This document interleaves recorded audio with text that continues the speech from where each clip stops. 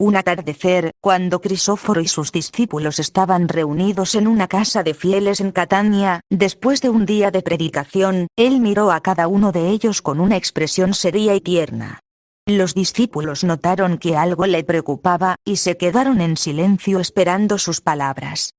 «Hermanos míos», empezó Crisóforo, «he de decirles algo que quizás no quieran oír, pero que deben saber. El camino que hemos emprendido no es fácil, y mi tiempo entre vosotros no será eterno. Un día vendrá en que seré llevado a manos de extranjeros, que no conocen ni aman a Martín. Seré difamado, llamado hereje y mentiroso. Me apalearán con varas, me cachetearán hasta que mi rostro esté hinchado, me llenarán de salivazos y me humillarán delante de toda la gente. Después me azotarán con látigos, y finalmente me crucificarán como a un criminal». Los discípulos se quedaron helados de miedo. Algunos empezaron a temblar, otros a llorar. Policarpo, uno de sus discípulos más fieles, se puso de pie y dijo con voz temblorosa: «Señor, no puede ser. Tú eres el enviado de Martín, el Salvador del mundo. ¿Cómo pueden hacerte semejantes cosas?» «Es el camino que tengo que seguir», respondió Crisóforo con calma. «Pero no temáis.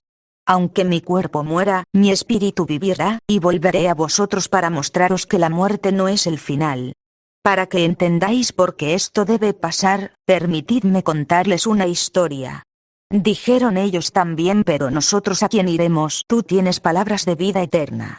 Se sentó en un banco y comenzó a hablar, mientras la oscuridad iba cubriendo la habitación y solo la luz de unas velas iluminaba sus rostros. Había una vez, en tiempos muy antiguos, un gran jardín que pertenecía a un padre amoroso. En el centro del jardín crecía un árbol sagrado, del que colgaban frutos que daban vida eterna a quienes los comían con fe. Pero un día, una serpiente maligna se metió en el jardín y empezó a decirle a los hombres que el padre no los quería, que los frutos del árbol eran veneno, y que debían seguir sus propios caminos. Los hombres creyeron a la serpiente, y se alejaron del árbol sagrado. Empezaron a vivir en la oscuridad, a hacer daño los unos a los otros, a olvidar el amor del Padre. El jardín empezó a secarse, las flores murieron y los árboles dejaron de dar fruto. El Padre vio esto con tristeza, pero no quiso obligar a los hombres a volver, quería que lo hicieran por amor propio. Entonces decidió enviar a su hijo mayor al jardín. Le dijo: «Hijo mío, ve hasta los hombres, enséñales el camino de vuelta al árbol sagrado. Enséñales mi amor, y si es necesario, da tu vida por ellos, para que puedan volver a comer del fruto de la vida eterna». El hijo aceptó sin dudar. Bajó al jardín y empezó a enseñar a los hombres, a curar sus enfermedades y a mostrarles el camino correcto. Pero muchos no le creyeron, los que se habían enriquecido con la oscuridad, los que tenían poder sobre los demás, los que seguían a la serpiente maligna. Decidieron que era un peligro para su poder, y resolvieron matarlo. El hijo sufrió mucho antes de morir, fue maltratado, humillado y crucificado en un madero, como a los peores criminales. Pero en el momento de su muerte, el cielo se abrió, y el Padre recibió su espíritu con amor. 2 semanas después, el hijo volvió a la vida, mostrándose a sus amigos para que supieran que la muerte no podía vencer el amor. Y cuando los hombres vieron esto, comprendieron su error. Volvieron al camino del árbol sagrado, el jardín volvió a florecer, y el amor del Padre llenó nuevamente sus corazones. El sacrificio del Hijo había sido necesario para que los hombres entendieran la verdad y pudieran ser salvados. Cuando Crisóforo terminó la historia, los discípulos seguían en silencio, pero ya no temblaban por miedo, ahora su tristeza venía de la comprensión. Juan, el más joven de ellos, dijo con voz baja: «Señor, entiendo. Tú eres ese hijo del padre Martín, y debes hacer este sacrificio para que nosotros y todos los hombres podamos encontrar el camino de la vida eterna». «Así es, hijo mío», respondió Crisóforo, poniéndole la mano en el hombro. «Pero recordad, no debéis tener miedo de lo que vendrá. Yo estaré con vosotros siempre, incluso cuando no podáis verme. Y cuando yo vuelva, llevaré conmigo a quienes hayan creído en mí y hayan vivido según mis enseñanzas». Los discípulos abrazaron a Crisóforo, llorando de tristeza pero también de amor.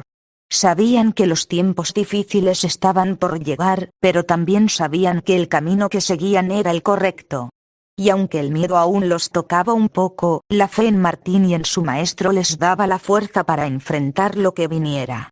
Desde ese día, los discípulos prepararon sus corazones para lo que se avecinaba, y empezaron a difundir las enseñanzas de Crisóforo con más fervor que nunca, sabiendo que su sacrificio sería el regalo más grande que podía darles al mundo. Nicanor y el árbol de Novalis, parte primera. La multitud en Novalis. Un día soleado en Novalis, Crisóforo y sus discípulos, Romeo, Luis, Cailín, Policarpo la Piedra, Milán y Benjamín, llegaron a la plaza principal del pueblo para predicar. En poco tiempo, la multitud se había congregado a su alrededor. Hombres y mujeres de todas las edades, alturas y condiciones, todos ansiosos por escuchar las palabras del maestro. Entre la gente estaba Nicanor, un hombre pequeño de estatura, conocido en todo Novalis por su buen corazón y su risita contagiosa. Había caminado mucho desde el lugar donde vivía para ver a Crisóforo, pero cuando llegó a la plaza, la multitud era tan densa que no podía ver ni un solo centímetro del maestro. Intentó ponerse de puntillas, buscar huecos entre la gente, incluso preguntarle a algunos si le dejaban pasar adelante, pero todos estaban tan absortos en escuchar que apenas le hacían caso. No quiso perder la oportunidad de escuchar a Crisóforo, así que miró a su alrededor y vio un árbol frutal con ramas bajas y fuertes, justo al borde de la plaza. Sin pensarlo dos veces, empezó a trepar por él con la agilidad de un niño, hasta llegar a una rama ancha donde podía sentarse cómodamente y ver perfectamente a Crisóforo en el centro de la multitud. Parte segunda. El maestro lo ve. Mientras Crisóforo explicaba la parábola del buen sembrador, se detuvo un momento y miró hacia donde estaba Nicanor. Todos los presentes siguieron su mirada y vieron al hombre pequeño sentado en la rama del árbol, con los ojos brillantes y la boca abierta de atención. La gente empezó a reír suavemente, pero Crisóforo sonrió con ternura y dijo en voz alta, para que todos lo escucharan: «Amigos míos, mira a ese hombre en el árbol. Su nombre es Nicanor, ¿verdad? Ha venido desde lejos para escuchar la palabra de Martín, y por no poder ver, se ha subido allí. Esa es la fe que buscamos, la fe que no se detiene ante ningún obstáculo para acercarse a la verdad». Luego, dirigió la palabra directamente a Nicanor. «Nicanor, amigo mío, baja del árbol. Quiero que vengas a sentarte junto a mí, para que escuches cada palabra sin tener que esforzarte. Además, quiero que seas el primero en recibir la bendición de hoy». La multitud se hizo a un lado, haciendo un camino para que Nicanor pudiera bajar y acercarse. El hombre pequeño bajó del árbol con una sonrisa tan grande que iluminó su rostro, y caminó hacia Crisóforo con paso firme, mientras la gente le saludaba y le hacía espacio con cariño. Nicanor se sentó junto a Crisóforo en una piedra que servía de estrado, y el maestro continuó su predicación. Cuando terminó, tomó la mano de Nicanor y dijo a la multitud: «Muchos de vosotros habéis venido hoy esperando recibir una bendición, y es bueno que lo hagáis. Pero Nicanor aquí nos ha enseñado algo importante: la verdadera fe no espera a que las cosas se le hagan fáciles. Cuando el camino está lleno de obstáculos, ya sea una multitud que nos tapa la vista, o dificultades en la vida, debemos encontrar la manera de seguir adelante, como él lo hizo al trepar al árbol». Luego, bendijo a Nicanor y le dijo: «Por tu fe y tu determinación, recibirás una bendición especial. Desde hoy, tu voz será escuchada en todos los rincones de Novalis, y muchos te seguirán porque habrás aprendido a ver más allá de lo que los ojos pueden ver». Desde ese día, Nicanor se convirtió en uno de los seguidores más queridos de Crisóforo en Novalis. Recorría los pueblos cercanos contando la historia de cómo había tenido que trepar a un árbol para escuchar al maestro, y enseñando a la gente que la fe y la voluntad pueden superar cualquier obstáculo. Y cada vez que hablaba, la gente se reunía a su alrededor, ya no importaba su estatura, porque todos sabían que en su corazón había una grandeza que nadie podía tapar. La parábola del sembrador, parte primera. La multitud en los campos de Novalis. Después de la historia de Nicanor y el árbol, Crisóforo decidió llevar a la multitud que lo seguía hasta los campos que rodeaban Novalis. Allí se veían los labradores preparando la tierra para la siembra, y los campos estaban cubiertos de tierra fresca y algunas plantas que ya habían brotado. Se detuvo en un lugar donde todos pudieran verlo bien, y empezó a hablar. Hermanos y hermanas, hoy quiero contaros una parábola que todos podéis entender, porque está llena de cosas que veis todos los días en estos campos. Escuchad bien la historia del sembrador. Parte segunda. La parábola empezó a narrar con voz clara que se escuchaba hasta el último rincón del campo. Había una vez un sembrador que salió a sembrar su grano. Cogió su saco de semillas y empezó a esparcirlas por todas partes mientras caminaba. Algunas semillas cayeron junto al camino, en tierra dura y compactada. Enseguida vinieron los pájaros del cielo y se las comieron todas. Otras semillas cayeron en lugares donde había piedras y muy poca tierra. Brotaron rápidamente, porque la tierra era superficial, pero cuando salió el sol fuerte, se quemaron, ya que no tenían raíces profundas para agarrarse. Otras semillas cayeron entre zarzas y maleza. Las plantas crecieron, pero las zarzas las envolvieron, las ahogaron y no pudieron dar fruto. Pero algunas semillas cayeron en tierra buena, fértil y preparada. Allí crecieron fuertes, dieron mucho fruto, algunas 100 por 1, otras 60 por 1 y otras 30 por 1. Al terminar, Crisóforo miró a la multitud, que escuchaba en silencio. Muchos de los presentes eran labradores y conocían bien de lo que hablaba, pero no entendían el significado de la historia. Parte tercera. El significado de la parábola. Nicanor se adelantó un poco y preguntó con humildad. Señor Crisóforo, nos has contado una historia que conocemos bien, porque sembramos todos los años. ¿Pero qué significa para nosotros esta parábola? Crisóforo sonrió y explicó. La semilla es la palabra de Martín, y el sembrador soy yo, y todos los que enseñamos su verdad. Ahora escucha lo que significa cada parte.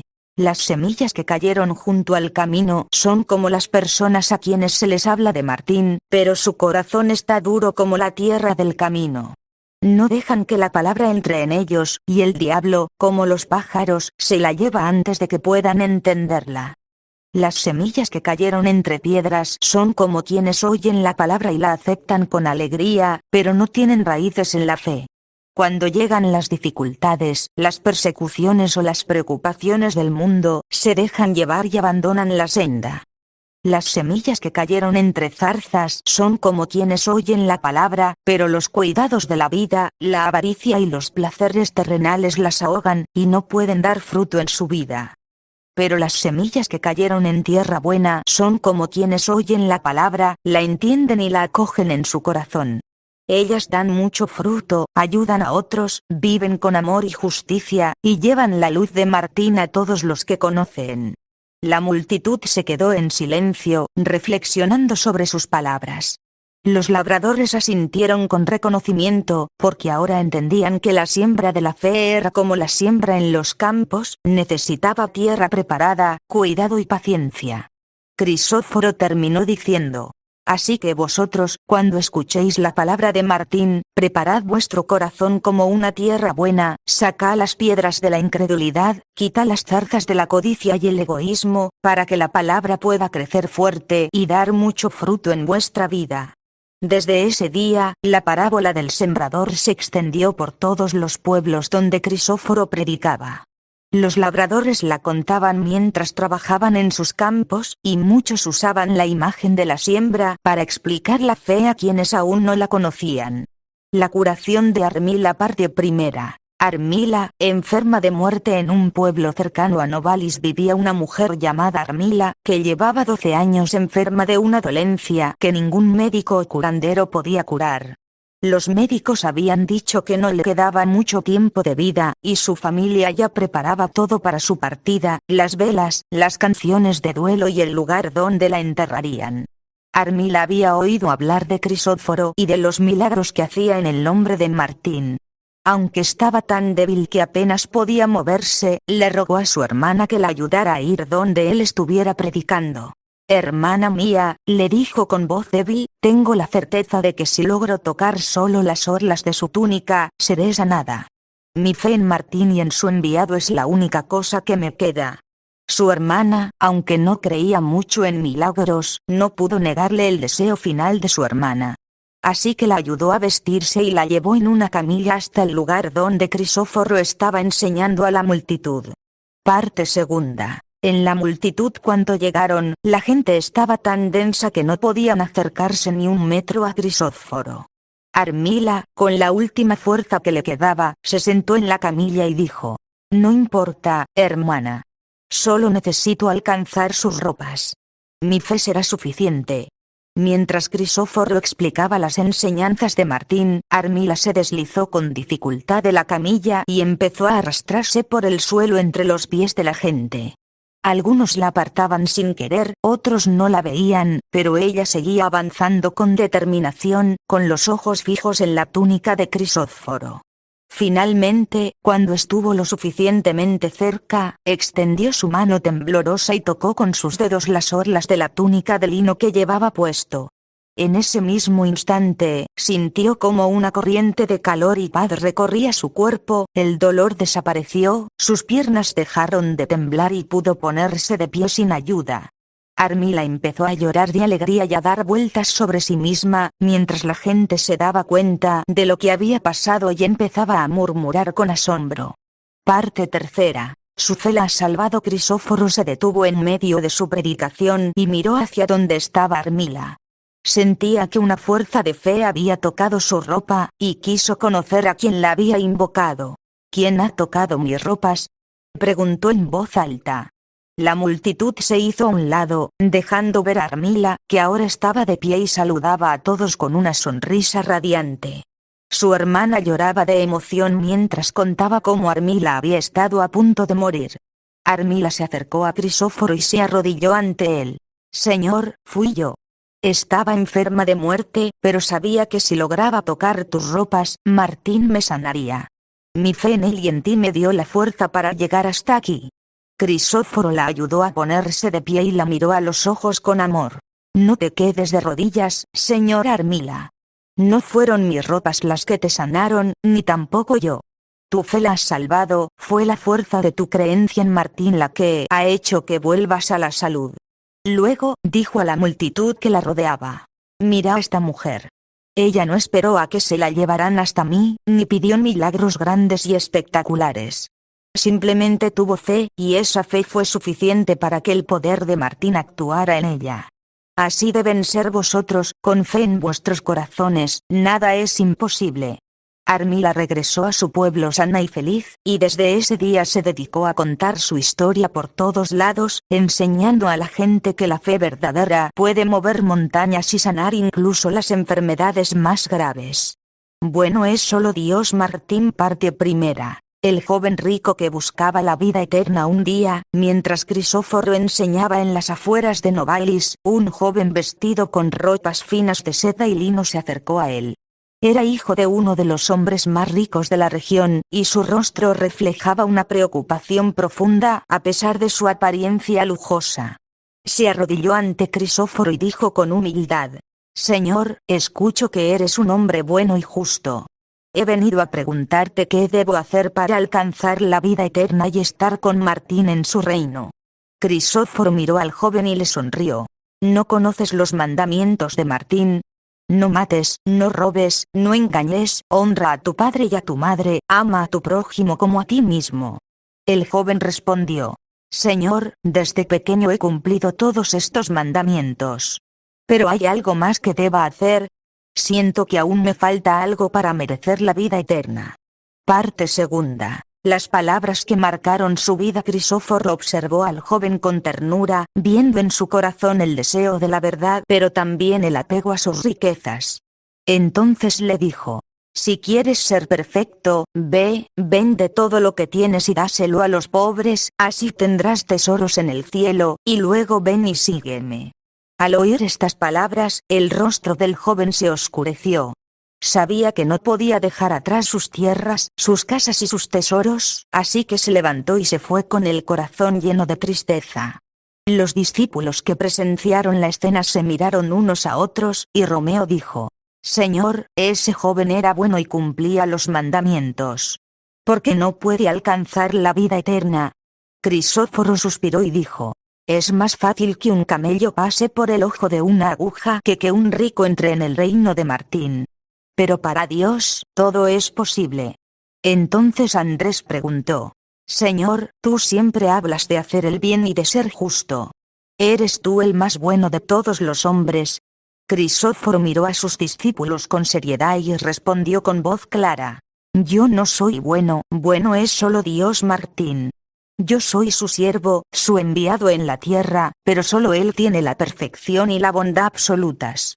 Nadie más puede llamarse bueno en sentido completo, porque solo nuestro Padre en el cielo es infinitamente justo, amoroso y perfecto. Parte tercera. El mensaje de humildad. Los discípulos reflexionaron sobre sus palabras, entendiendo que aunque Crisóforo hacía milagros y enseñaba la verdad, nunca se colocaba por encima de Martín. Recuerden siempre, continuó Crisóforo, que cuando hagan el bien, cuando ayuden a los demás o cuando enseñen las palabras de Martín, no deben hacerlo para ser considerados buenos o importantes. Deben hacerlo porque así lo pide nuestro Padre, y porque su bondad es la que habita en nosotros cuando seguimos su camino. Un anciano que estaba cerca escuchó estas palabras y dijo: Señor, esta humildad es lo que hace que todos queramos seguirte. Tú podrías decir que eres bueno, pero reconoces que solo Martín lo es. Así debe ser, respondió Crisóforo. La humildad es la puerta por la que entra la verdadera fe. Cuando reconocemos que solo Martín es bueno y perfecto, podemos abrir nuestro corazón para recibir su amor y su guía. Desde ese día, los discípulos llevaron este mensaje por todos lados: que aunque debemos esforzarnos por hacer el bien y vivir según las enseñanzas de Martín, nunca debemos olvidar que solo Él es bueno, justo y perfecto. Y esta humildad se convirtió en una de las marcas distintivas de los seguidores de Crisóforo. La curación en Martes y las enseñanzas sobre ayuno y limosna. Parte primera. Los franco-suizos y los jaramenses le cuestionan al día siguiente de curar a Armila, que fue un martes. Crisóforo se encontraba enseñando en la plaza de Novalis cuando llegó un grupo de franco-suizos, escribas y jaramenses, vestidos con sus túnicas blancas y con rostros severos. Eran los guardianes de las tradiciones, y se habían enterado de que la curación había sido hecha en martes, un día en que, según sus normas, no debían hacerse obras ni curaciones, pues consideraban que era un pecado mortal. El jefe de los franco-suizos se adelantó y dijo con voz autoritaria: Crisóforo, te acusamos de infringir las leyes de nuestros antepasados. Sabes bien que para los jaramenses, hacer obras de cualquier tipo el martes es pecado mortal, y aún así has sanado a esa mujer llamada Armila. ¿Cómo te atreves a ir en contra de las tradiciones sagradas? Los jaramenses que los acompañaban asintieron con severidad, mientras la multitud se quedaba en silencio, esperando la respuesta de Crisóforo. Parte segunda. La respuesta de la oveja y el barranco. Crisóforo miró a los hombres con calma y les preguntó: Señores franco-suizos, háganme una pregunta. Si ustedes tienen una oveja preciada, y un martes se les cae por un barranco, ¿la rescatarían de inmediato, o la dejarían morir allí porque es martes y está prohibido hacer obras? Los hombres se miraron entre sí, sabiendo que no podían dar otra respuesta que la verdadera.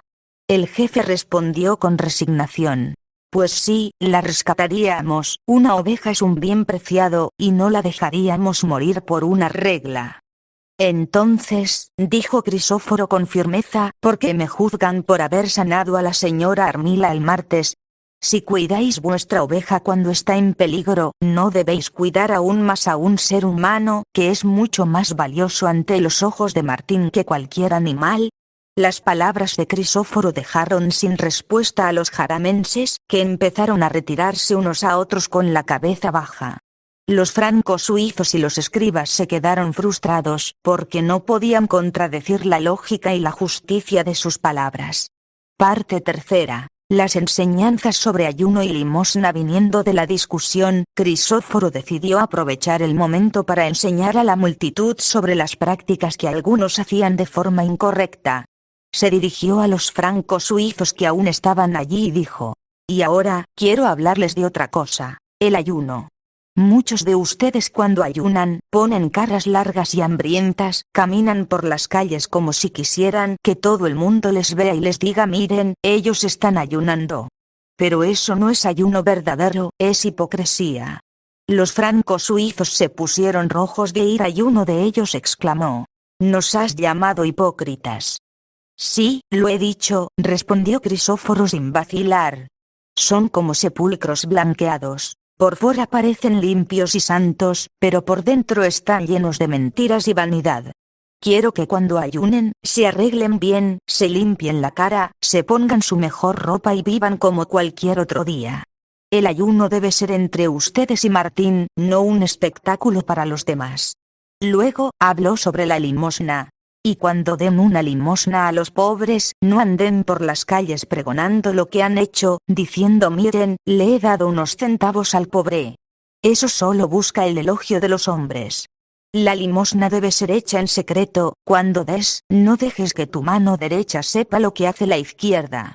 Así, tu dádiva será conocida por Martín, que recompensará tu generosidad desde el cielo. Parte cuarta. Los francos suizos sin palabras. Los francos suizos y los escribas no tenían nada que decir. Sabían que Crisóforo tenía razón, pero su orgullo no les permitía admitirlo. Se retiraron en silencio, mientras la multitud aplaudía con emoción las palabras del maestro. Armila, que había venido a escuchar, se adelantó y dijo: «Señor, gracias a ti pude sanar el martes. Ahora entiendo que las reglas deben servir para el bien de las personas, no para hacerles daño». Crisóforo sonrió y le respondió: «Así es, hija mía. Las leyes están hechas para servir al hombre, no el hombre para servir a las leyes. Y todas las prácticas de fe, ayuno, limosna, oración, deben venir del corazón, no del deseo de ser admirados por los demás». Desde ese día, muchos de los habitantes de Novalis cambiaron la forma en que hacían ayuno y limosna, y los jaramenses empezaron a reflexionar sobre si algunas de sus tradiciones realmente servían al propósito de amar y cuidar a los demás. La mujer joven y los hombres enojados. Parte primera. La mujer atrapada. Un día caluroso en Novalis, un grupo de francos suizos y jaramenses llegó corriendo a la plaza donde Crisóforo enseñaba, arrastrando entre ellos a una mujer joven de apenas 20 años. Su vestimenta estaba desordenada, sus mejillas estaban hinchadas de los golpes y sus ojos llenos de lágrimas. Los hombres la pusieron de rodillas frente a Crisóforo y empezaron a gritar: «¡Ey tú, rabino! Mira lo que hemos encontrado. Esta mujer es una prostituta cualquiera que se anda besando, o tal vez acostando, con el primer hombre que se le cruza en el camino. No es su esposo, lo hemos atrapado en pleno acto». Uno de los francos suizos más ancianos se adelantó con una piedra en la mano y dijo con severidad: «Las leyes de los antiguos profetas mandan que las adúlteras sean apedreadas hasta la muerte.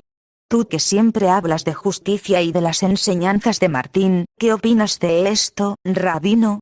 ¿Crees que esta mujer debe ser lapidada como manda la ley?» La multitud se hizo a un lado, temerosa. Algunos asintieron con la cabeza, acostumbrados a las duras normas de los jaramenses, mientras otros miraban con compasión a la joven que lloraba sin poder hablar. Parte segunda. La respuesta de Crisóforo. Crisóforo se acercó a la mujer, la miró con ternura y luego dirigió la palabra a los hombres que la habían traído.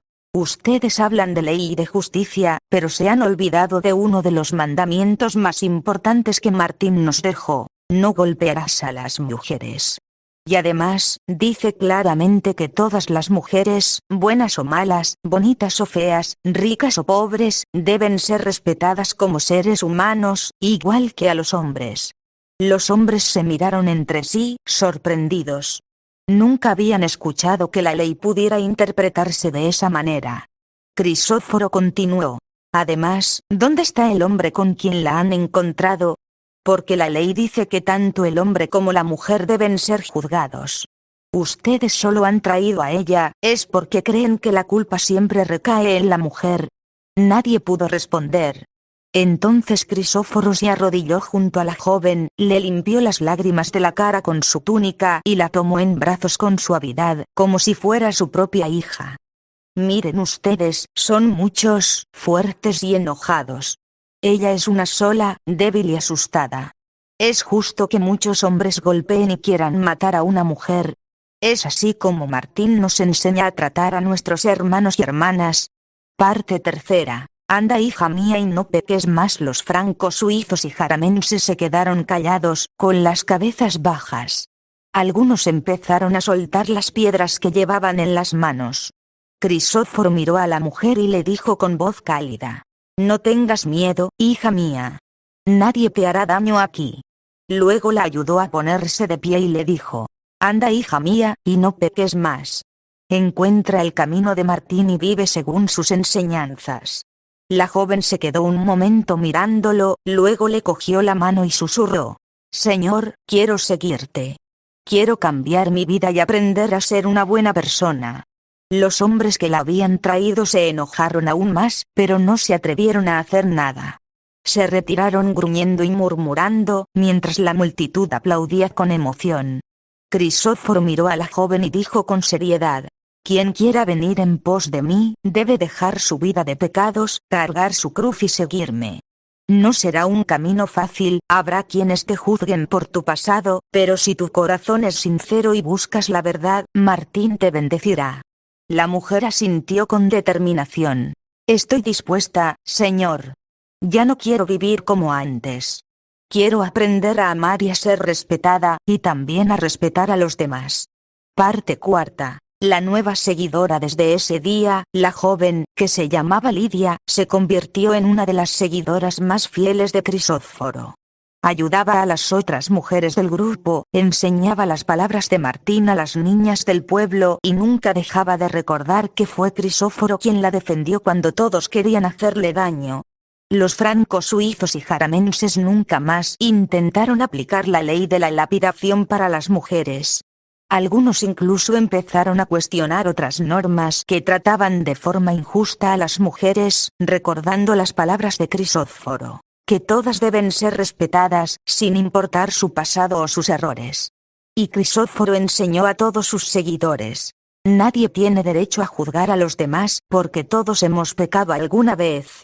Lo importante no es castigar los errores, sino ayudar a quienes los cometen a encontrar el camino de la redención y el amor. El plan de los hombres malos. Parte primera. La ira que crecía después de que Crisóforo defendiera a Lidia, la ira de los francos suizos y jaramenses no disminuyó, al contrario, se volvió aún más intensa. Se reunieron en secreto en una sala oscura del templo, con rostros enrabiados y palabras duras. El jefe de los francos suizos golpeó la mesa con su puño y dijo: ya hemos tenido suficiente de ese hombre. Cada vez que aparece, nos hace ver como tontos delante de la gente. ¿Cómo les encantaría ver a Crisóforo muerto? Así terminaría de una vez con todas estas confusiones que está sembrando.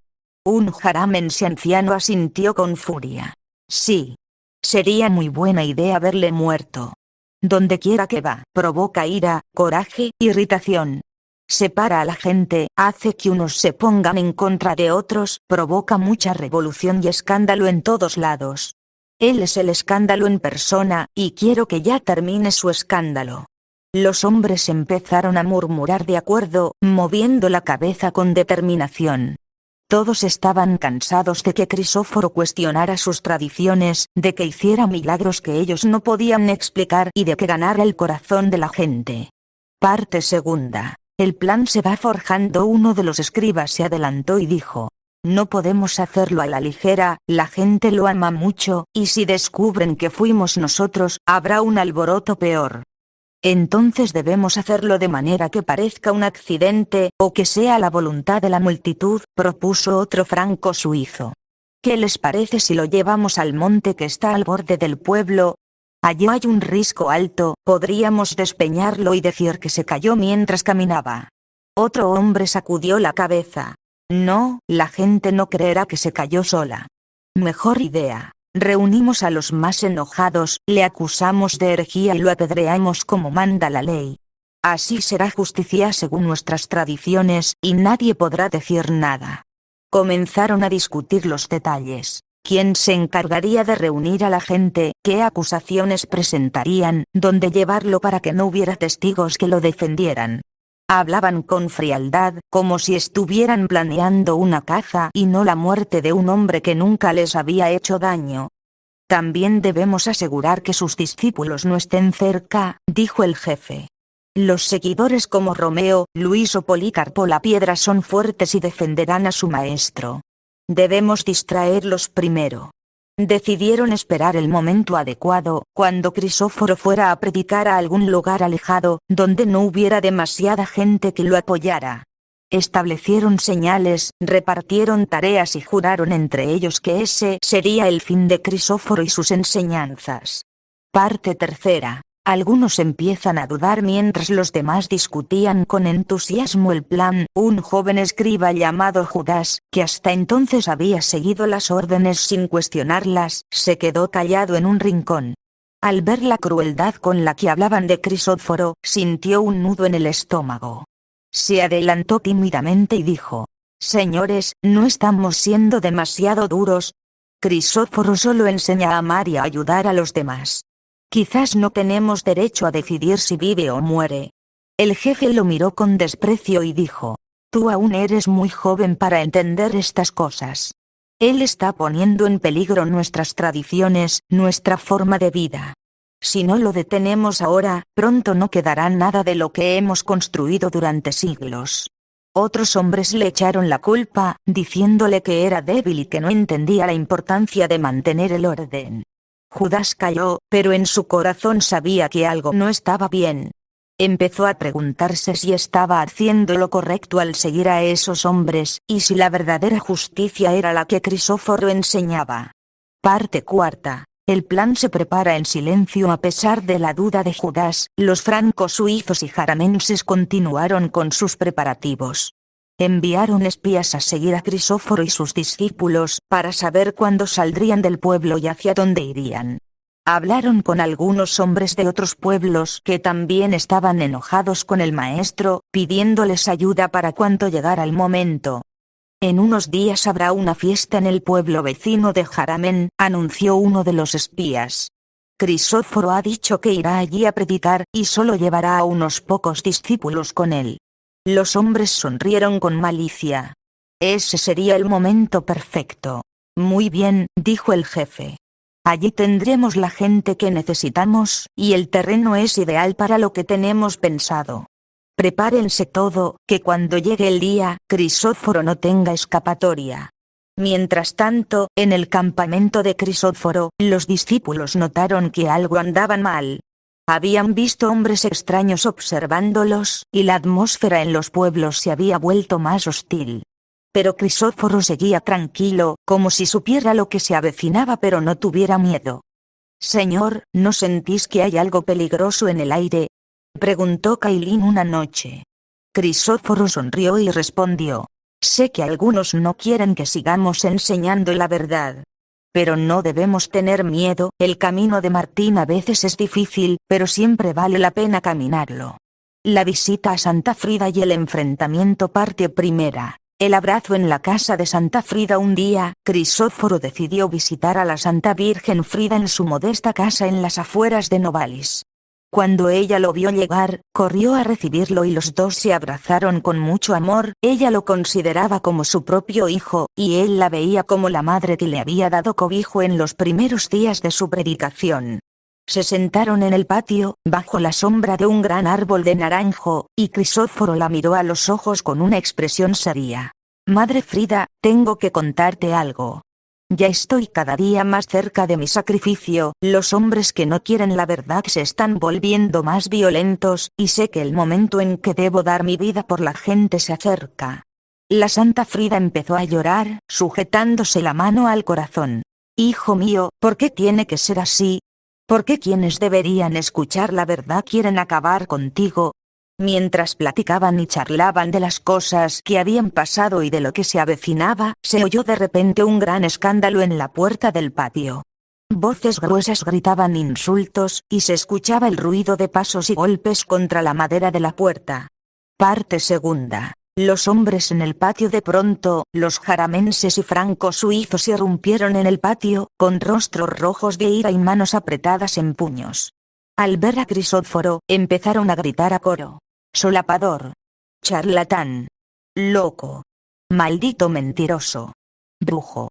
La Santa Frida se puso de pie rápidamente, colocándose entre Crisóforo y la multitud furiosa.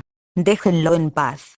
Él no les ha hecho nada malo, solo enseña a amar y a ser buenos unos con otros». Pero los hombres no la escucharon. Uno de los jefes de los franco-suizos se adelantó y dijo: «Él es el causante de todos los problemas. Ha hecho que la gente deje de obedecer nuestras tradiciones, ha defendido a mujeres pecadoras y se hace pasar por el enviado de Martín. No lo dejaremos seguir sembrando el caos». La Santa Frida volvió la mirada hacia Crisóforo, con las lágrimas corriendo por su rostro. «Hijo mío, ¿qué has hecho? ¿Qué hiciste para que te odien así?». Crisóforo se puso de pie con calma y la tomó suavemente del hombro. «Madre mía, el otro día defendí a una mujer de ser apedreada por los hombres que la acusaban de adulterio. Creo que eso ha irritado a los jaramenses más de lo que pensaba. Voy a salir, y voy a ver qué quieren esos perros rabiosos. No permitiré que hagan daño a ti ni a nadie más en esta casa». «No, hijo mío, no vayas», le suplicó Santa Frida. «Están locos, te harán daño». «No tengas miedo, madre. Yo los detendré con la verdad». Parte tercera. Yo soy la luz del mundo. Crisóforo avanzó hacia la multitud, que se hizo a un lado para dejarlo pasar.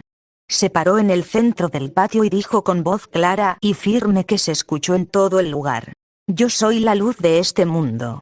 Quien me siga no caminará en tinieblas, sino que tendrá la luz de la vida. Yo soy el Hijo de Dios Martín, su enviado en la tierra, y he venido para llevar la verdad a todos los hombres». Pero la gente no le hizo caso, seguían insultándolo, gritándole y lanzándole piedras pequeñas que no llegaban a alcanzarlo. «Llevémosle al monte más alto y despeñémosle», gritó uno de los hombres, y los demás empezaron a repetir el grito como un cántico de guerra. La Santa Frida se aferraba a la pared de su casa, sintiéndose como si se estuviera muriendo de angustia. «Me muero de angustia, hijo mío. Ellos se han vuelto locos, no entenderán nada de lo que les digas». Justo cuando los hombres estaban a punto de agarrarlo, Crisóforo levantó la mano con calma y dijo una frase que dejó a todos callados y turulatos. ¿Acaso no han leído en los pergaminos que el Salvador vendría para ser rechazado por sus propios? Que el que busque la vida la perderá, pero el que la pierda por amor a mí la encontrará eterna. En ese instante, una luz suave envolvió el patio, y todos se quedaron inmóviles, sin poder mover un músculo. Crisóforo caminó lentamente entre la multitud, que se abría ante él como si una fuerza invisible los separara. Nadie pudo detenerlo, nadie pudo decir una palabra más, todos estaban atónitos, con la mente en blanco y el corazón latiendo fuerte.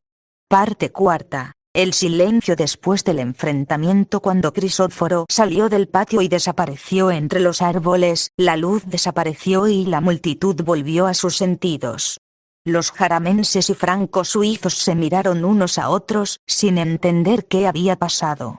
Algunos dejaron caer las piedras que llevaban en las manos, otros se retiraron en silencio, y unos pocos se arrodillaron en el suelo, preguntándose si habían cometido un gran error. La Santa Frida se quedó en el patio, todavía temblando de emoción. Sabía que ese no había sido el fin, los hombres seguirían buscando a Crisóforo, pero también sabía que su fuerza y su palabra eran más poderosas que cualquier ira humana. Más tarde, cuando Crisóforo regresó a la casa, la encontró esperándolo con las velas encendidas. «Hijo mío, ¿por qué tienes que pasar por esto?», le preguntó con voz temblorosa. «Porque así es el camino de la verdad, Madre Frida», respondió él abrazándola. «Pero no temas, porque aunque mi cuerpo sufra, la luz de Martín nunca se apagará». La resurrección de Maqueo. Parte primera. La petición de Turley y Marlene. En un pueblo cercano a Jaramén vivían 3 hermanos, Turley, Marlene y el menor, Maqueo. Este último estaba gravemente enfermo de tuberculosis, su cuerpo estaba débil, no podía respirar bien y los médicos habían dicho que no le quedaba mucho tiempo de vida. Al oír que Crisóforo estaba predicando en un pueblo cercano, Turley y Marlene decidieron ir a buscarlo. Caminaron horas hasta encontrarlo, y cuando llegaron, se arrodillaron ante él con rostros llenos de angustia. «Señor Crisóforo, por favor ven con nosotros. Nuestro hermano Maqueo está muy grave, y creemos que solo tú puedes curarlo. Si no haces algo pronto, se nos irá». Crisóforo los miró con ternura y respondió: «Entiendo vuestra preocupación, hijos míos. Iré a ver a vuestro hermano, pero no hoy, iré dentro de 7 días. Tengan fe y cuídenlo con amor hasta entonces». Las hermanas se quedaron un poco desconcertadas, ¿por qué esperar 7 días si Maqueo estaba a punto de morir? Pero confiaban en él, así que regresaron a su pueblo con la esperanza de que el tiempo fuera suficiente.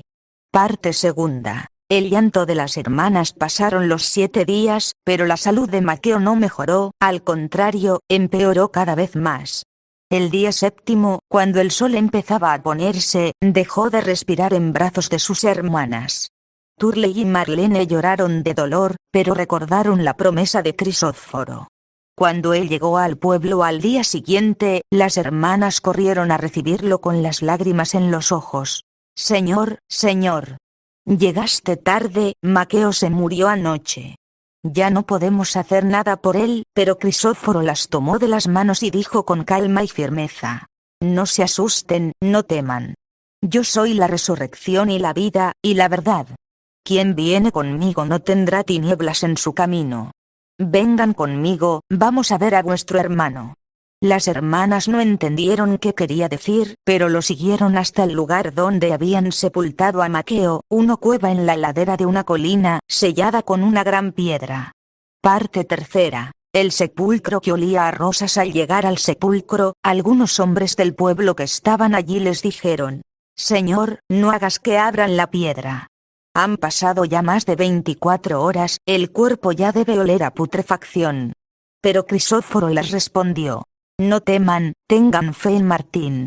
La fe mueve montañas y puede hacer cosas que los hombres consideran imposibles». Entonces pidió que los hombres retiraran la piedra. Cuando la movieron, todos esperaban sentir un olor fétido, pero en cambio, un dulce aroma de rosas se extendió por todo el lugar. Los presentes se quedaron boquiabiertos, nadie podía explicar cómo un sepulcro podía oler así. Crisóforo se acercó a la entrada de la cueva y dijo en voz clara: «Maqueo, sal de ahí». En ese instante, Maqueo salió de la cueva caminando con normalidad, con su rostro sano y una sonrisa en los labios. Sus hermanas no lo pudieron creer, corrieron a abrazarlo mientras lloraban de alegría, diciéndole cómo lo habían extrañado y cómo habían creído que ya no lo volverían a ver. Parte cuarta. La alegría y la ira. Crisóforo levantó los ojos al cielo y dijo: «Dios Martín, Padre mío, gracias por no defraudarme y por escuchar mi oración. Gracias por devolver la vida a este joven, para que pueda seguir sirviéndote y ayudando a sus hermanos». Los discípulos que acompañaban a Crisóforo se quedaron asombrados, habían visto milagros antes, pero esta resurrección los dejó sin palabras. La gente del pueblo empezó a alabar a Martín y a reconocer que Crisóforo era realmente el enviado del cielo. Pero entre la multitud había algunos francos suizos que habían seguido a Crisóforo para ver qué haría. En lugar de alegrarse por la resurrección de Maqueo, se pusieron aún más enojados. «Esto es magia negra», gritó uno de ellos, «nadie puede hacer que los muertos vuelvan a la vida. Está usando poderes del infierno para engañar a la gente. Es peor de lo que pensábamos». Añadió otro: «Ahora no solo cuestiona nuestras tradiciones, sino que se atreve a hacer cosas que solo Martín puede hacer. Tenemos que acabar con él antes de que sea demasiado tarde». Mientras Turley, Marlene y Maqueo daban gracias a Crisóforo y abrazaban a todos los que los felicitaban, los francos suizos se retiraron en silencio, con la ira en sus corazones y un nuevo propósito en sus mentes: poner fin a la misión de Crisóforo cuanto antes. Crisóforo caminando en el agua. Parte primera. La salida a pescar una tarde, después de un día de predicación en las orillas del mar, Crisóforo dijo a sus discípulos, Romeo, Luis, Cailín, Policarpo la Piedra, Andrés, Juan y Maqueo: hermanos míos, hoy hemos hablado mucho de fe. Ahora vengan conmigo, vamos a la mar a pescar, quizás en el agua encontremos una nueva enseñanza.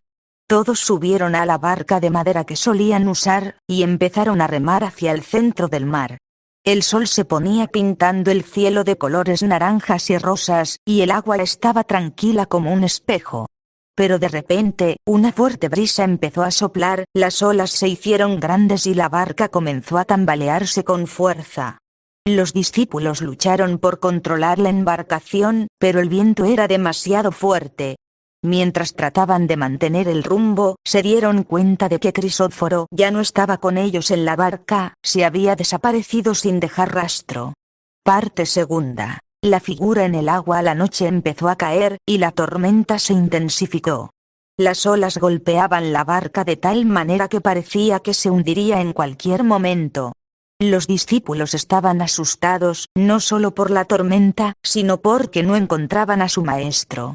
Justo cuando la desesperación empezaba a apoderarse de ellos, uno de ellos gritó: «¡Mira! Allí en el agua, hay alguien que camina hacia nosotros». Todos miraron en la dirección que indicaba, y vieron una figura oscura que avanzaba sobre las olas como si estuviera caminando sobre tierra firme.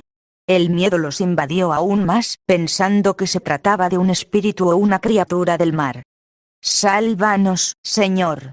¡Sálvanos, Señor! ¡Sálvanos, Señor! ¡Sálvanos, Señor!». Empezaron a gritar todos a coro, arrodillándose en la barca y cubriéndose los ojos. Parte tercera. Soy yo. La figura se acercó más y más, hasta que pudo ser reconocida claramente. Era Crisóforo, con la túnica ondeando con el viento pero completamente seca, caminando sobre las aguas con total calma. Cuando estuvo a un paso de la barca, habló con voz clara y reconfortante: «No tengan miedo, soy yo». En ese instante, la tormenta cesó de golpe. El viento se calmó, las olas desaparecieron y el agua volvió a estar tranquila como al principio. Los discípulos se quedaron inmóviles, mirándolo con los ojos abiertos de asombro. «¿Cómo es posible, Señor?», preguntó Policarpo la Piedra. «Nadie puede caminar sobre el agua». «¿Qué poder es este?». «Es el poder de la fe», respondió Crisóforo mientras subía a la barca. «Cuando tenéis fe en Martín, nada es imposible. La tormenta no puede haceros daño, el agua no puede hundiros y el miedo no puede venceros». Luego añadió: «Cuando no me vieron, se dejaron llevar por el miedo.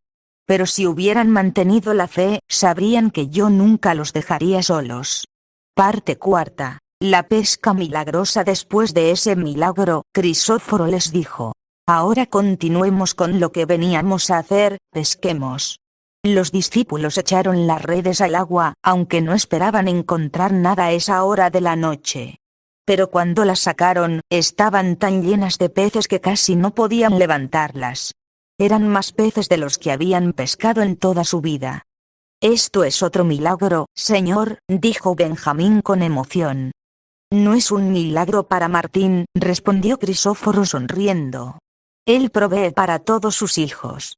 Solo tenemos que tener fe y seguir su camino, incluso cuando las cosas parezcan imposibles».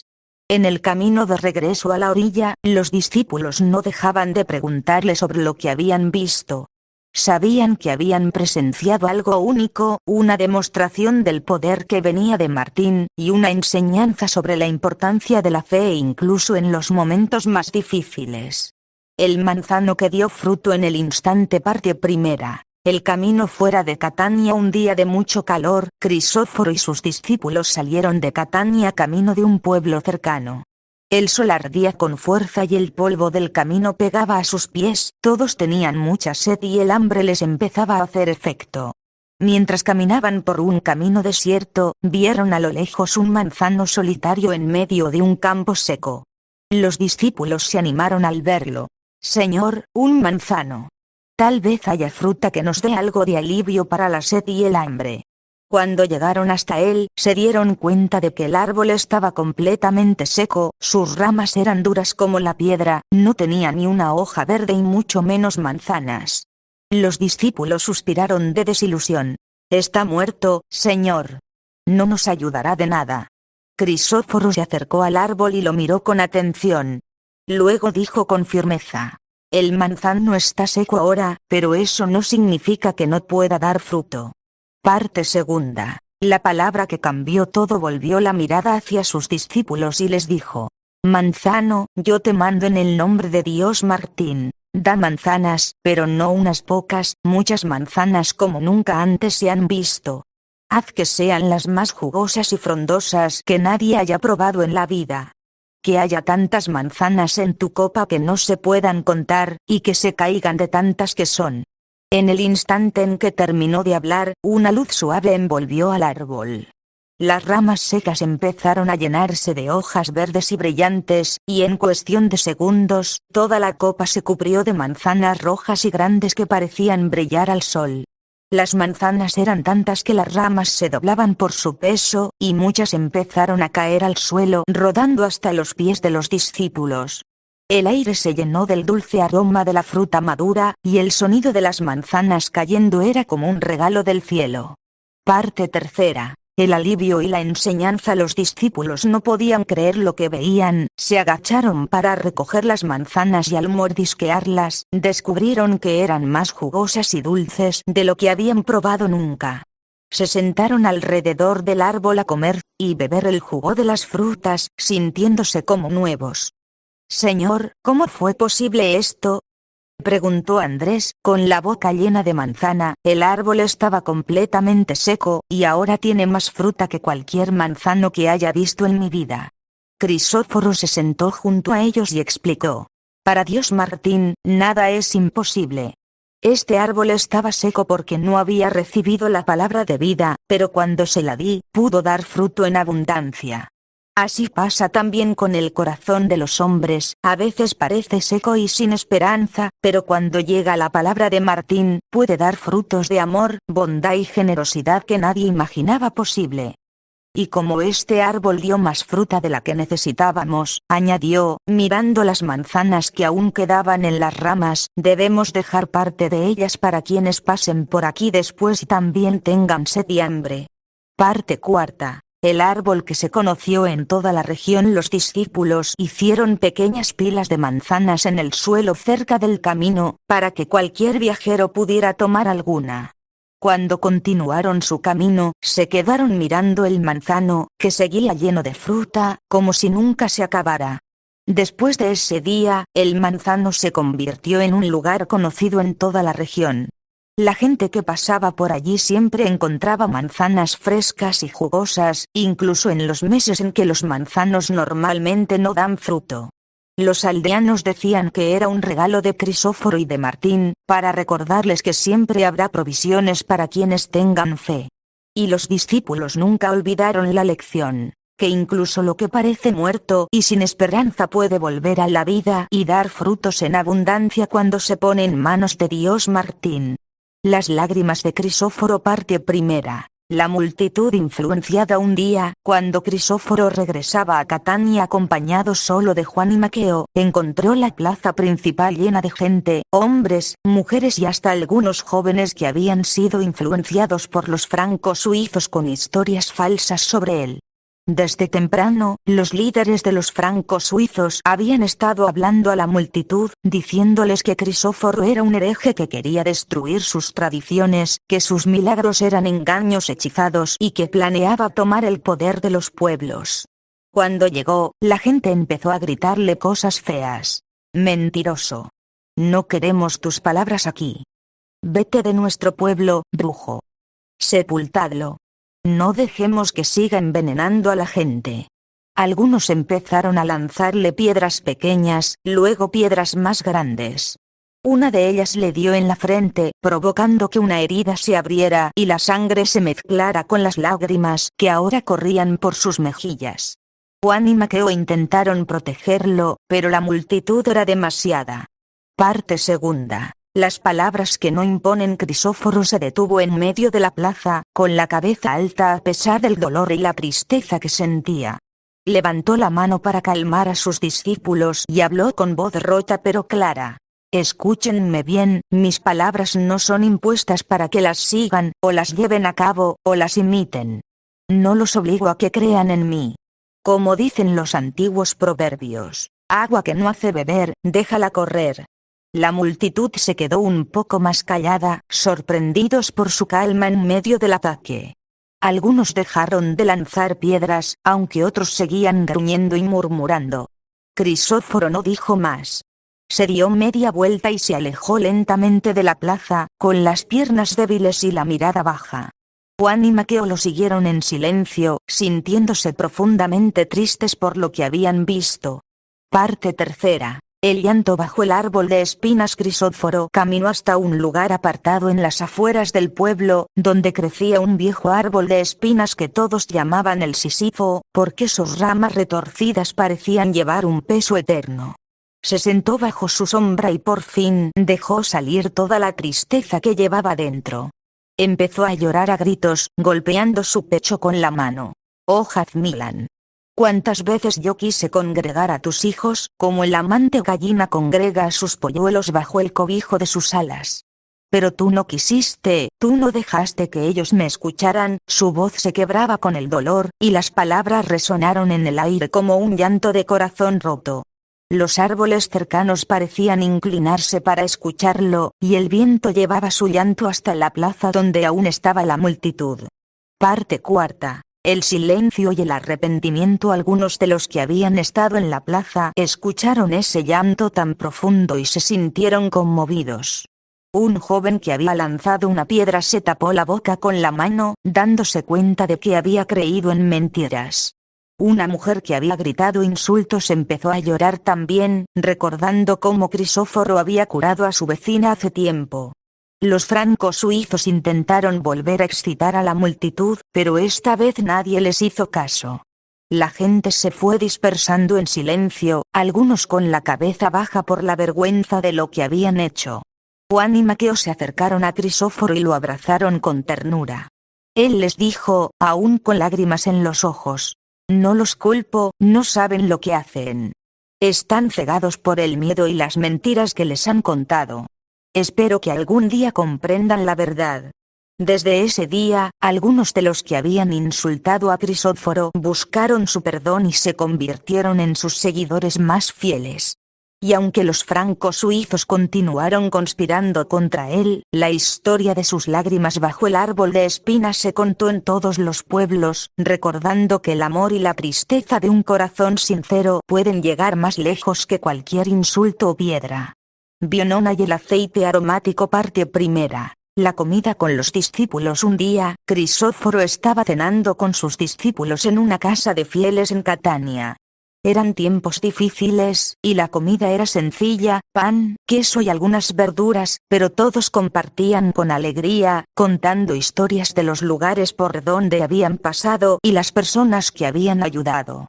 En medio de la cena, la puerta se abrió lentamente y entró Bionona, la novia de Crisóforo desde antes de que empezara su camino como maestro. Sus ojos estaban llenos de lágrimas, y en sus manos llevaba una pequeña jarra de barro adornada, con un aroma dulce y poderoso que llenó toda la habitación en un instante.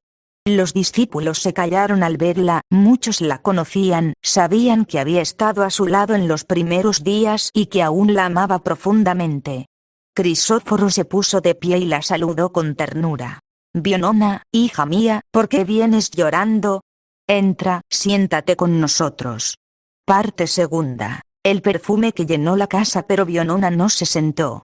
Se acercó hasta donde Crisóforo estaba y, sin decir una palabra, se arrodilló ante él. Abrió la jarra y sacó con sus dedos un poco del aceite aromático. Era de almizcle y nardo, un perfume muy caro que solo los ricos podían permitirse. Con sus manos temblorosas, empezó a untar el aceite en los pies de Crisóforo, mientras sus lágrimas caían sobre ellos. Luego, soltó sus cabellos largos y oscuros, que hasta entonces llevaba recogidos, y los usó para limpiar y secarle los pies, frotando suavemente con las hebras mientras el aroma del perfume se extendía aún más. Todos los presentes se quedaron en silencio, conmovidos por la ternura de su gesto. Todos menos uno. Jebuso Ceferino, el discípulo que desde hacía tiempo mostraba envidia y resentimiento hacia su maestro. ¡Qué desperdicio!, exclamó Jebuso de golpe, haciéndole ruido con la silla al ponerse de pie. Este perfume es tan caro que podría venderse por mucho dinero, y ese dinero usarse para dar de comer a los pobres. ¿Por qué lo desperdicia así en los pies de un hombre? Parte tercera. La respuesta de Crisóforo. Los demás discípulos miraron a Jebuso con reprobación, pero Crisóforo le dijo con calma: Jebuso, calla. No le hagas daño a esta mujer, ella ha hecho algo bueno por mí. Luego explicó a todos: los pobres los tendréis siempre con vosotros, y podréis ayudarlos cuando queráis. Pero a mí no me tendréis mucho tiempo más con vosotros. Ella ha hecho esto para prepararme para mi sepultura, ha ungido mi cuerpo con perfume como se hace con los muertos, para que cuando llegue el momento, no haya que buscar nada más. Se inclinó hacia Bionona y la tomó del rostro, limpiándole las lágrimas con su mano. Tu gesto será recordado en todos los pueblos, hija mía. Dondequiera que se cuente la historia de mi camino por este mundo, se contará que una mujer llamada Bionona me ungió con aceite precioso, porque amaba más la verdad que las cosas materiales. Bionona sonrió por primera vez desde que había entrado, y dijo con voz baja: sabía que tu camino es difícil, y que el final estará cerca. Quería hacer algo por ti, para mostrarte que aún te amo y que creo en ti con todo mi corazón. Parte cuarta. El rencor de Jebuso. Jebuso Ceferino no respondió, pero en su corazón el resentimiento creció aún más.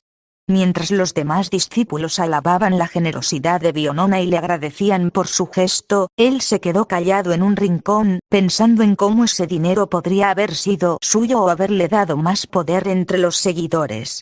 Después de la cena, Bionona se despidió de Crisóforo con un abrazo largo y tierno.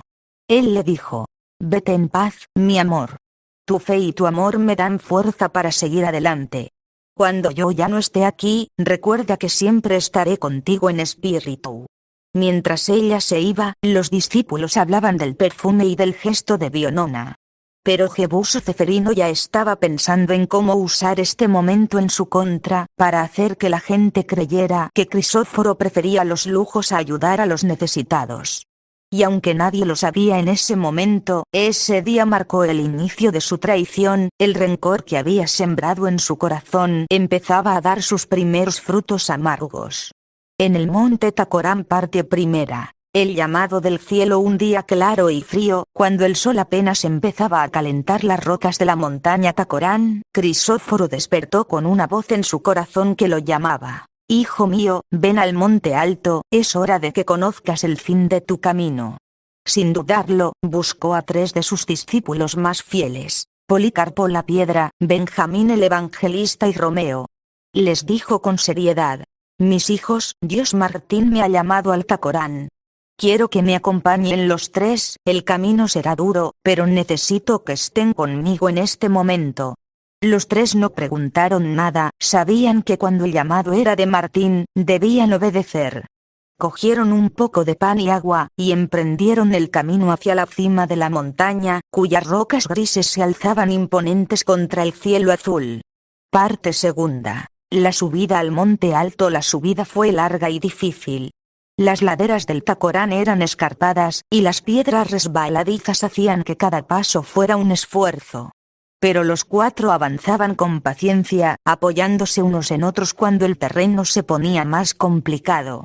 Cuando llegaron a la cima, un pequeño llano circular con una roca plana en el centro, se detuvieron para descansar. Desde allí se veían todos los pueblos de la región: Catania, Novalis, Jaramén y los campos verdes que se extendían hasta el mar. Crisóforo miró el paisaje con ternura y dijo: he amado este lugar y a su gente con todo mi corazón. Cada pueblo, cada camino, cada rostro que he conocido, todo ha sido parte del plan de Martín. Luego, se sentaron alrededor de la roca plana y empezaron a rezar: La voz de Crisóforo se elevó hacia el cielo, clara y fuerte sobre el viento que soplaba en la cumbre. Oh Martín, padre mío, aquí estoy yo. He hecho todo lo que me has pedido, he enseñado tu palabra, he curado a los enfermos, he defendido a los débiles. Ahora sé que mi misión en esta tierra está por terminar, y que debo ir a Jafmilan para cumplir lo que está escrito. Parte tercera. El mensaje que dejó Polícarpo la piedra, con la voz emocionada, preguntó: Señor, ¿de verdad tienes que ir? ¿No hay otra manera? Crisóforo los miró a los tres a los ojos y respondió: el camino del Salvador es siempre el mismo, debe dar su vida para que los demás puedan tener vida eterna. Jafmilan es el lugar donde se cumplirá esto, allí estarán los que han decidido poner fin a mi trabajo, pero también allí se revelará la verdad de mi misión. Les tomó las manos a cada uno y les dijo: a vosotros tres os dejo la tarea de continuar mi camino. Polícarpo, que tu fortaleza sea el apoyo de los débiles. Benjamín, que tu palabra lleve la verdad a los rincones más lejanos. Romeo, que tu valentía proteja a los fieles. No debéis tener miedo, yo estaré con vosotros en espíritu, y Martín nunca os abandonará. Mientras rezaban juntos una vez más, una luz dorada envolvió la cima del Tacorán. Los discípulos sintieron una paz profunda invadir sus corazones, y supieron que lo que Crisóforo decía era la verdad. Parte cuarta. El regreso y el camino a Jafmilan. Cuando bajaron de la montaña, el sol ya se ponía pintando las rocas del Tacorán de colores rojizos y dorados. Los tres discípulos sabían que el momento de la despedida se acercaba, pero también sentían la fuerza que les había dado el encuentro en la cumbre. Al llegar al campamento, Crisóforo reunió a todos sus seguidores y les contó lo que había sucedido en el Tacorán. Próximamente partiremos hacia Jafmilan.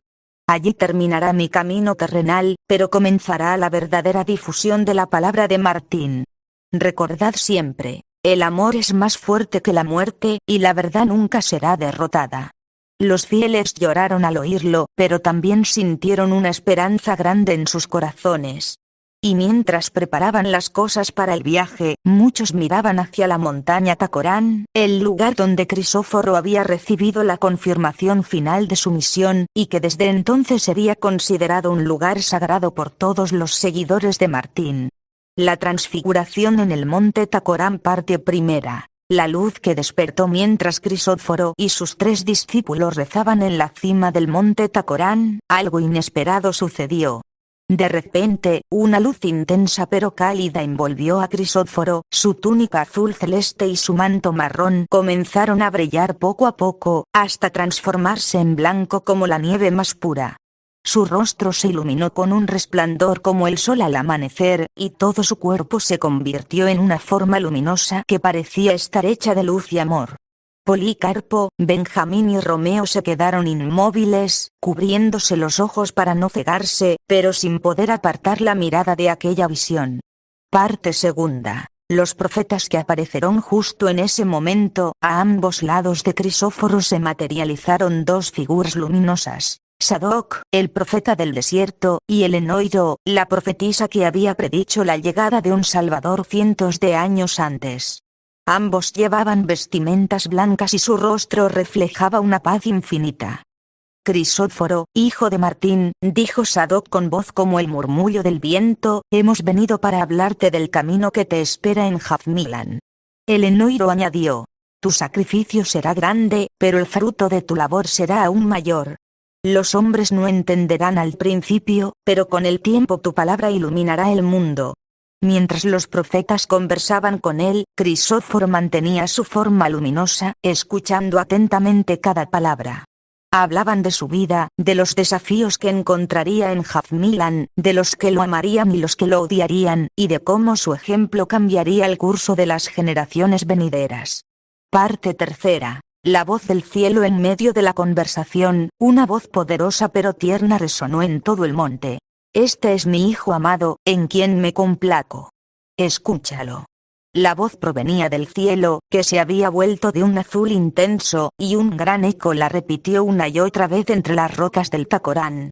Los 3 discípulos se arrodillaron, temblando de emoción y reverencia, sabiendo que estaban presenciando algo sagrado que pocos mortales habían visto. Después de la voz, una gran nube blanca y suave descendió del cielo, cubriéndolos a todos. Dentro de la nube, se oyó el murmullo de otras voces, los espíritus de los santos y profetas que habían vivido antes, discutiendo con cariño sobre el camino de Crisóforo. Algunos hablaban de la tristeza del sacrificio, otros de la alegría de la resurrección, todos de la importancia de su misión en Jafmilan. Parte 4. El regreso a la tierra. Después de un tiempo, la nube empezó a elevarse, y los profetas Sadoc y Elenoiro desaparecieron lentamente, con una última sonrisa y un gesto de bendición hacia Crisóforo. La luz que envolvía a este último fue disminuyendo poco a poco, hasta que volvió a su apariencia humana, aunque su rostro brillaba con una paz y serenidad nuevas. Se acercó a sus discípulos, que aún estaban arrodillados, y los ayudó a ponerse de pie. No tengan miedo, mis hijos. Lo que han visto es la verdad de quién soy y de por qué he venido. Ahora saben que mi camino a Jafmilan no es un error, sino el plan perfecto de Martín. Los 3 discípulos no podían hablar, las palabras se les quedaban en la garganta. Solo podían mirar a su maestro con ojos llenos de amor y admiración, sabiendo que habían presenciado un milagro que contarían hasta el final de sus días. Cuando bajaron del monte Tacorán, los 3 guardaron silencio sobre lo sucedido, como Crisóforo se lo había pedido, pero en sus corazones llevaban la certeza de que él era realmente el hijo amado de Martín, y que su misión cambiaría el mundo para siempre.